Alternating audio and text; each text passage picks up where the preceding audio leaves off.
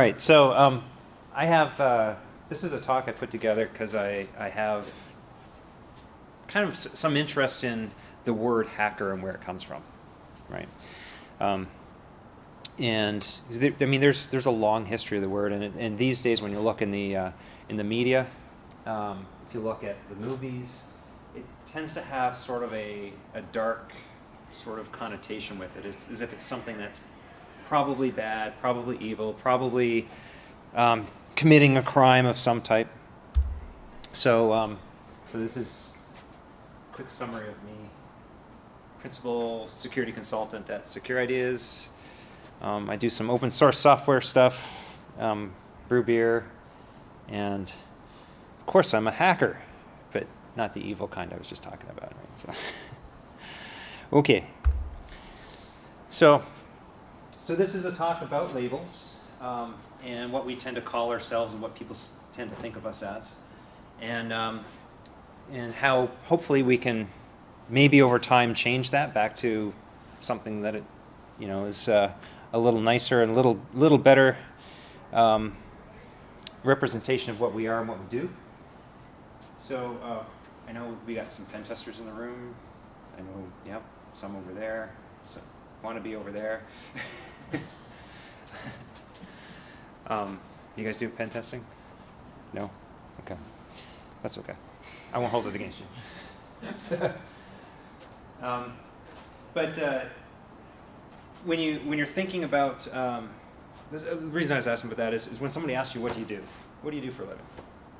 I get asked that question, and I always hesitate because I mean the first thing that comes to mind is, well, I'm a hacker, but then I'm thinking, well, wait, should I say that? Is this person going to think about it the wrong way? Are they going to think immediately that I'm a criminal?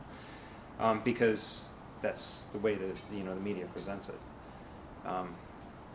So I'm, I usually am saying, well, I'm a security tester. I do computer stuff, computer security stuff, and they're happy with that. But among friends, I'll say I'm a hacker. I'll admit it. So when you hear the word hacker, what do you think? What are you thinking of? Are you thinking about this guy here? This is what everybody thinks about, right, Elliot? We have, the token Mr. Robot type of representation of.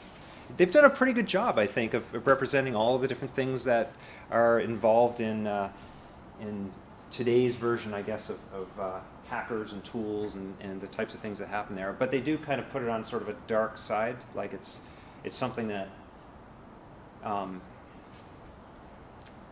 there's criminal aspects to it. Like we all know that a lot of the stuff they're doing it's against the law, but it's okay because we're doing it against the evil corp. So who cares? Right? Now, if we look at that, came out in 2015. Real hackers, in my opinion, started back in 1958. So it wasn't that guy in the hood.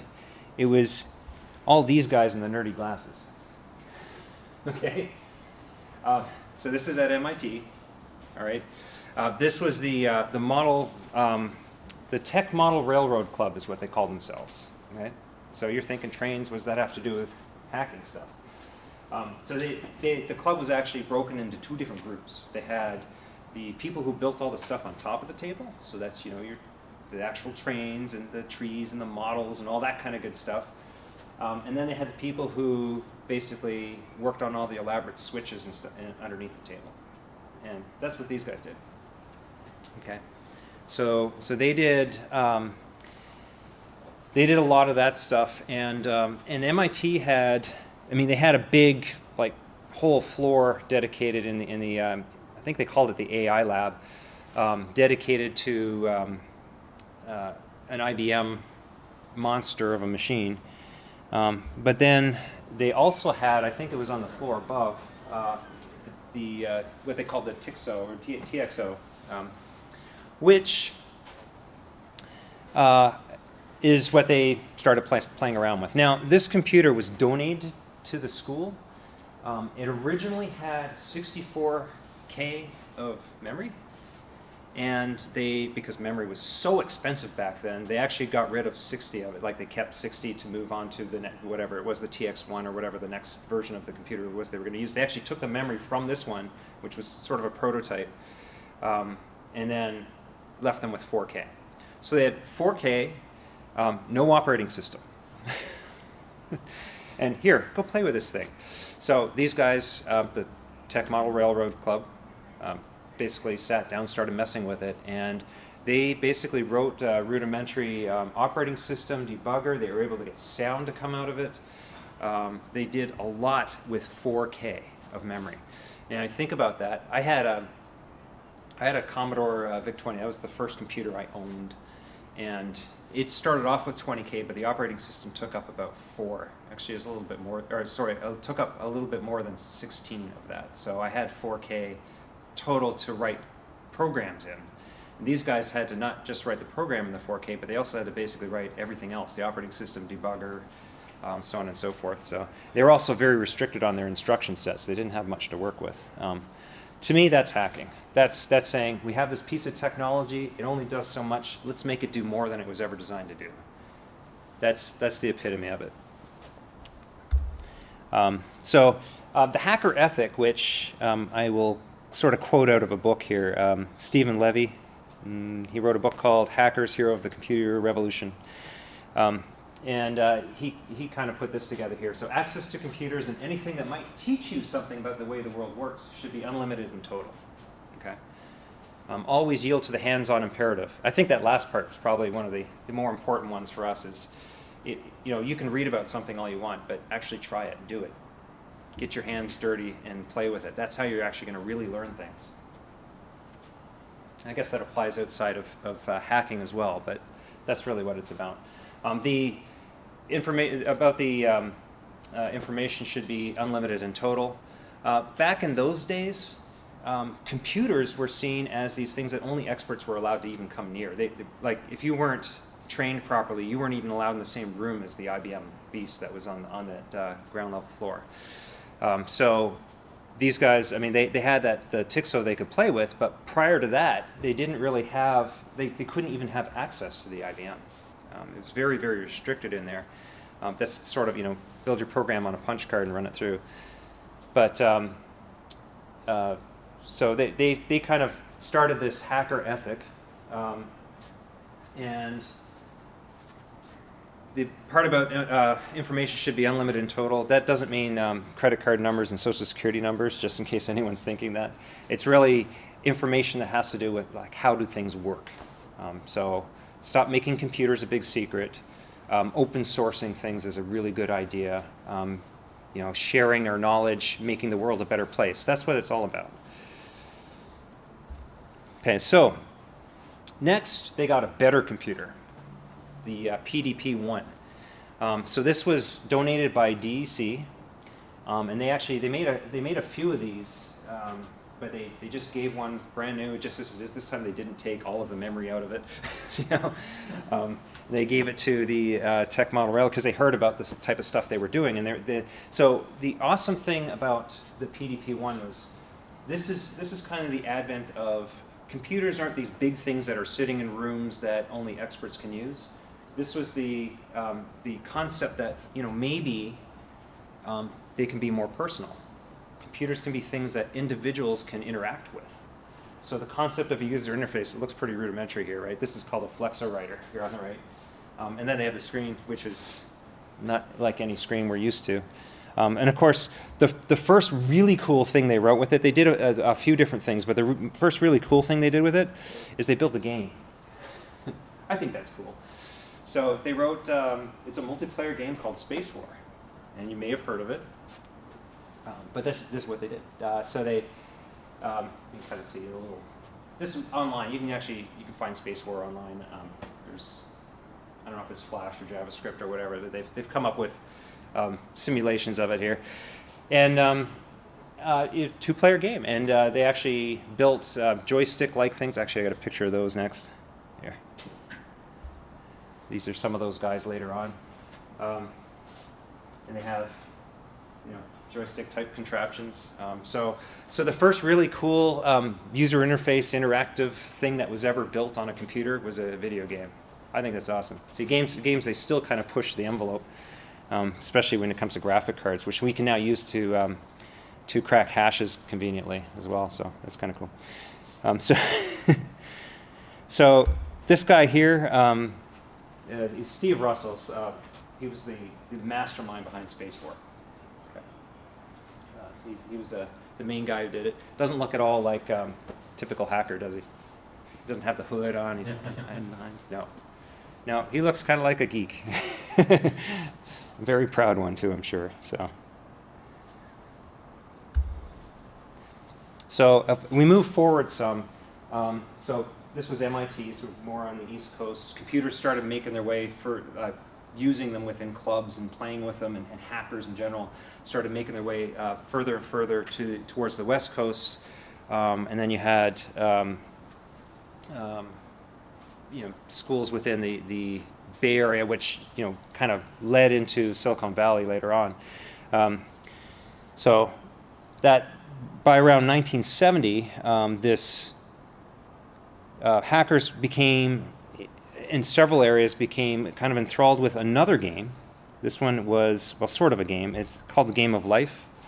You may have seen this thing before. There's these certain rules. It's actually, the game actually was it came up, a mathematician, John Conway, came up with the concept of the game itself.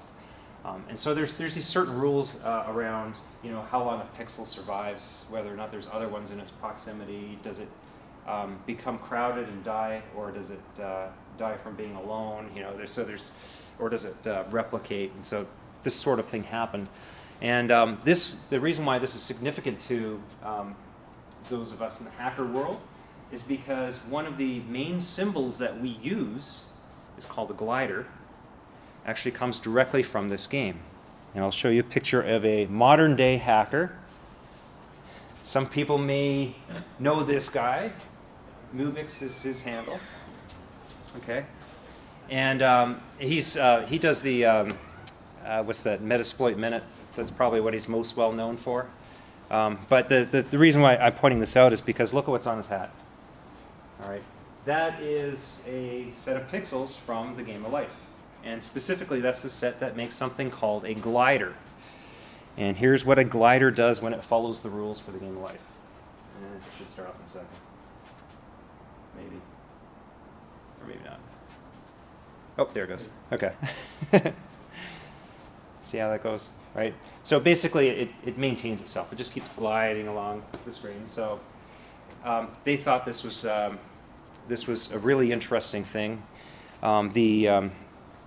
So the guy who came up with this, Conway, he offered at the time, so 1970, it's a nice little bonus, $50 to anybody who could come up with something called a glider gun. And a glider gun would have been a pattern inside of the Game of Life that would spawn gliders. So it would create multiple gliders, one after another. And a guy named, hacker named Bill Gosper is the one who came up with this pattern, which does exactly that. And Game of Life is another thing. You can find that in a lot of places online as well. Just see, after the pattern kind of levels out, you'll start seeing gliders come down through the middle. See, there's one now. Right. So he earned his $50. But they would spend all night staring at different patterns and trying to figure out how to make it do different things, which these days we look at, it's like, so what? It's a bunch of pixels on the screen. But the point is, it's so much time and effort was put into this that we actually made a symbol out of it. And I've seen at 2600 conferences, I've seen people who have tattoos of the glider. There's the hat with the glider on it. I've seen people put it on various different things. So when you see that symbol around, now you know where it came from. So one other guy, and you guys know who this guy is, right? Steve Wozniak. Here's a picture. I'd like this picture better, actually. So another hacker.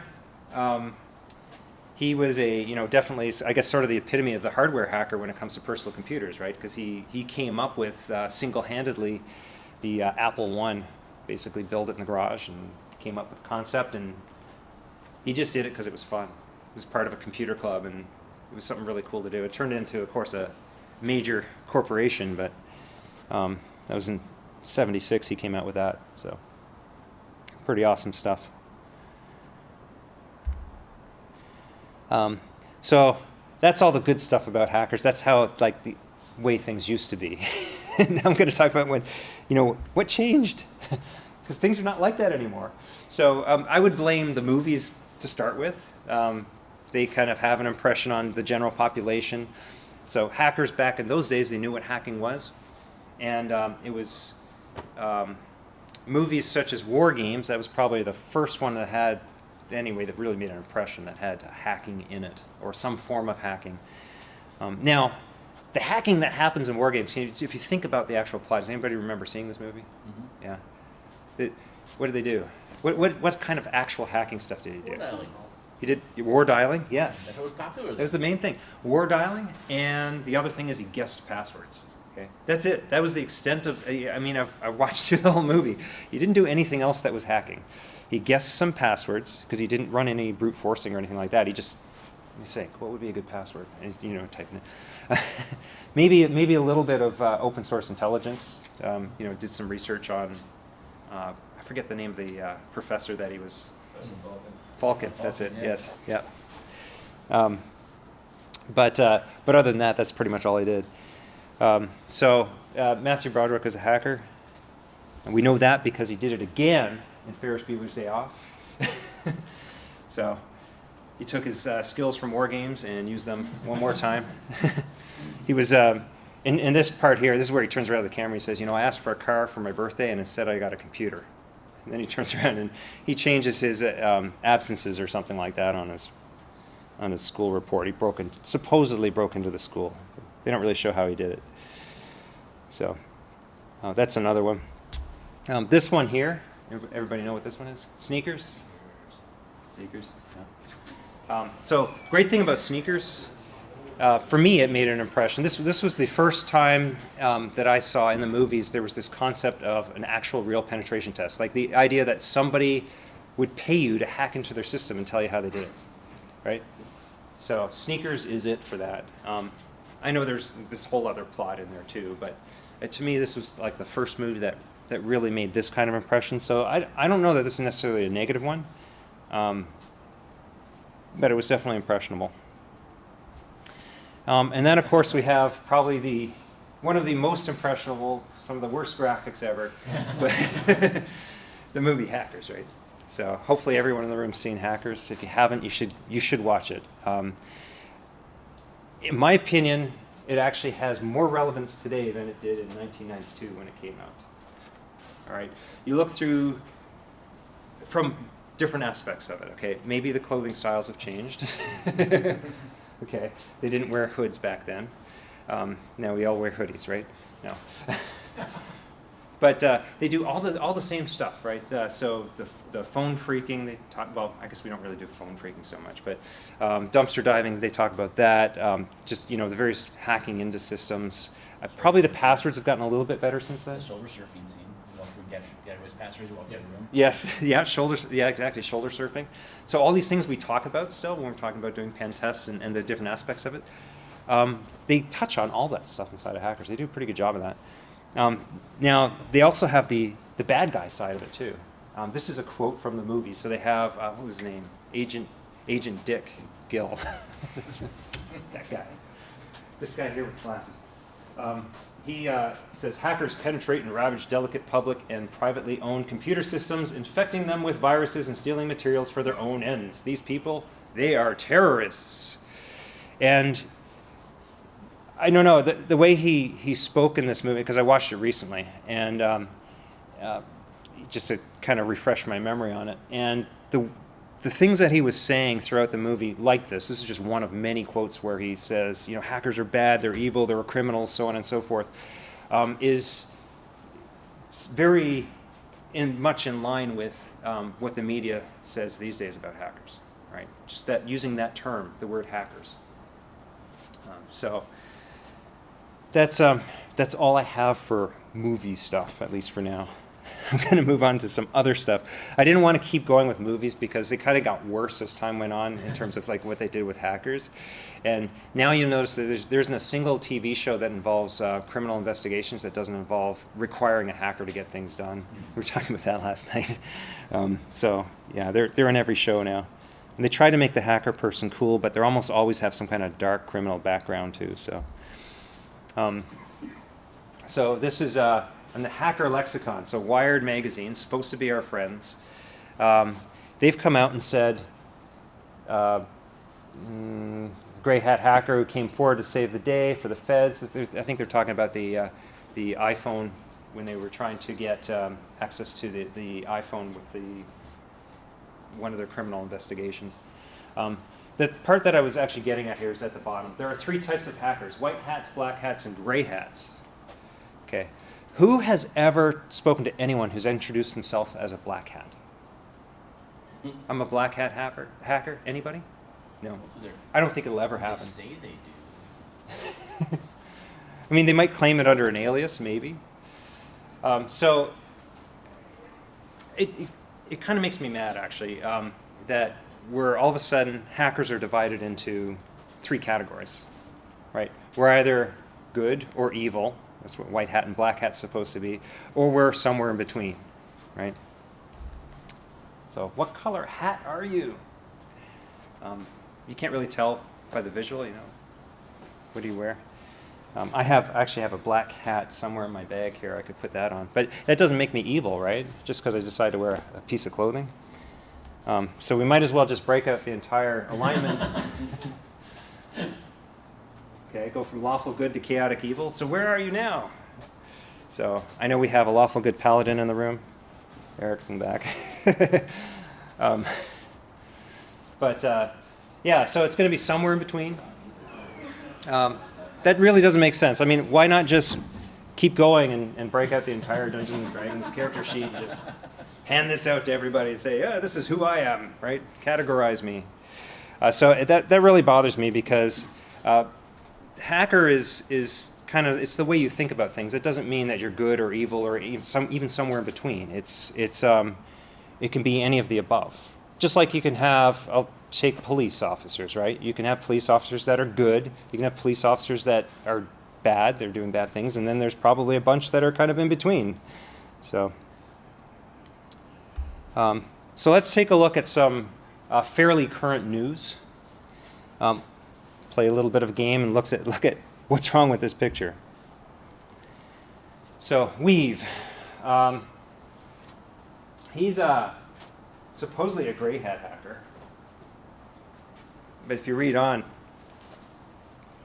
member of an anti-Semitic network of computer hackers that wages cyber attacks against universities. So he actually, like they openly say, well, he commits crimes, but that's considered gray. That's okay. You know, it's not necessarily good. He's not preventing crimes. So at what point does it become black? I mean, how bad where do you draw the line? Where do you say, okay, it's okay versus, no, that's definitely wrong. Right?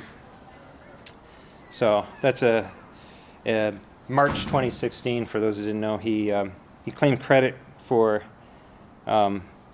it was printers and universities that had anti-Semitic messages on them. So breaking into stuff. Another thing that really makes me mad is this concept of a security researcher. I mean, what is a security researcher? Okay, so we have people out there who basically they hide behind this label to make it okay to hack into things. I'm just a security researcher. Did you ask permission to hack into that? Do you have a contract in place? Are you doing this just to become famous, or are you telling somebody because you actually see a security flaw that you think is somebody's information's in jeopardy of being stolen? Like, what is the reason behind? So they basically use this label as a way to get away with stuff and make it okay. I'm not a hacker. No, I'm not a hacker. I'm a security researcher. So security researcher supposedly is better than hacker. Now, to be clear, I mean, I do believe in the concept of a security researcher, but to me, that's somebody who actually puts together a lab environment and uses the scientific method to prove something. I mean, that to me is security research. Hacking into a website and then saying, well, my intentions were good, therefore I'm a security researcher, so it's okay, is not okay. So one example of this, and I know the picture's a little bit hard to see with the lights in here, but basically, you can kind of see it pop up now. This was a guy named David Levin, who in this, I think it was state of Florida elections, he found a SQL injection flaw, okay, on an election website. And he had this interview, he made this interview, and he shows in the interview how he hacked into it, some of the accounts he got, logged into it. This is all on YouTube. This is where I got this video. Okay, I just pulled it off YouTube. And it goes through, okay, this part of it anyway. So he puts all this information out there. Then after he puts out his video, he tells the organization, oh, by the way, there's a security flaw in your system. Does that sound like responsible disclosure? Anybody? Right? So yes, it kind of is our responsibility, since we have the knowledge to, if we notice something that looks wrong, to tell somebody about it. It's really hard to do. People have actually been threatened from saying, hey, you have a security issue, and then they come back with threats. Sometimes even potential arrest in there. But we still have that responsibility to try to do that, try to do the right thing when we can. So some of the things that he did wrong here, first of all, he disclosed things in the incorrect order. That was one of the main things, right? The other thing is, if you find a SQL injection flaw somewhere, like let's say you put a single tick in and you get a SQL message back, don't go and see how much data you can get out of the system. And then don't post that on YouTube. I mean, I don't think he did anything right. So it's bad. Don't do that stuff. Before you continue on, you have to make a choice. Oh, what do we Strawberry or get? pineapple? I'll go with pineapple. All right, so this is the moonshine of the event. Flavored water on college campus. It's fruit juice. Yeah. So anyway, don't do that. And one of my best examples of what not to do, or what we shouldn't do as hackers, is what this guy does. So Gregory Evans, self-proclaimed hacker #1. And I don't even remember the list, and I don't care, but he's basically claimed credit for every major awesome thing a hacker could ever do, to try to basically gain fame and fortune out of it.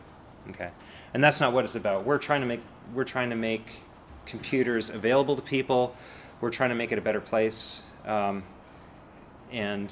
his approach is just all wrong. There's whole websites that basically cover all of the claims that he's made and debunk everything. So basically, he's full of crap. That's all you need to know about Gregory Evans. Okay, so in the media, this is fairly recent stuff. And yeah, here we go. More than 130 restaurants in the CiCis pizza chain were the recent target of hackers. Okay, and customers' credit cards may have been stolen. So these were probably cyber criminals. Maybe they used computers to break in, but that doesn't mean they were hackers.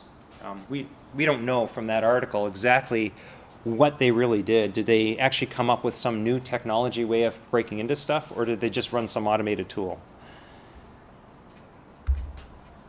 Here's another one. Researcher accused of hacking voters lists. So now we're talking about, now researchers are even bad. Anybody ever read the Hacker News?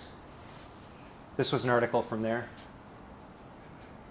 The Hacker News. 26-year-old hacker has been sentenced to 334 years in prison for identity theft as well as mass bank fraud in Turkey. That sounds like this was a fraudster and a thief.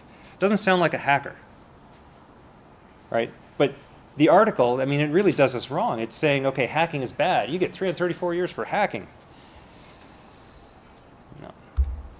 It wasn't for hacking. It was for stealing stuff. The thief. Hackers from across the world will also be on the prowl trying to exploit the international event. Was this the Olympics? Yeah, the Olympics. So this came out shortly before. So again, there's not going to be any criminals there, or thieves, or fraudsters, or anything. Just hackers. That's all we need to worry about, because they're the bad guys. So it's a perception thing. That's a problem, right? Okay, so Hackers for Charity, great organization, great intentions. They do a lot of good work. The I Hack charities, if you ever wear one of those shirts around, you start getting weird looks from people because they're like, that's bad, right? So this is an example of a good use of it, but it still gets perceived incorrectly. And that's kind of why I wanted to point that out. It would be really nice if when people saw this, in general, they recognize that this means these are people who try to make charities work better. They try to really help the people who need to be helped. You know, there's so many organizations that claim to be charities that basically a lot of the money gets sucked in and delivered to the top level CEOs and whatnot inside of the organization, that the people who actually need the help don't ever receive as much as they should.